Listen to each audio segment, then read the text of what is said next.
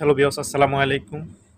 আসলে গঠনমূলক কমেন্টটাকে আপনারা অনেকে বুঝেন না। অনেকে ভিডিও হলো, ভিডিওর ভিতরে কথা সবকিছু যেই বিষয়ে কথা বলে ওই বিষয়ে আপনি একটা মন্তব্য করে কথা বলবেন।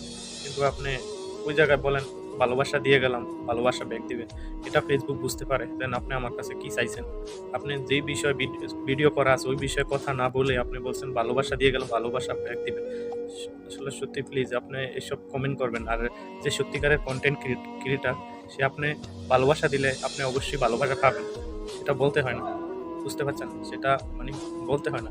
আর আমাকে কেউ ভালোবাসা দিলে তার ভিডিও সামনে আসলে আমি অবশ্যই তাকে ভালোবাসা দিই। অবশ্যই তাকে ভালোবাসা দিই। কিন্তু আপনি যেই যেই বিষয়ে ভিডিও বানানো হয় ওই বিষয়ে কমেন্ট করুন। গঠনমূলক কমেন্ট মানে হলো এটা যেন আপনি মানে কি গঠনমূলক কমেন্ট হলে যেমন একটা একটা জিনিস আপনাকে দেখাইতেছে, আপনার কাছে ভালো লাগছে।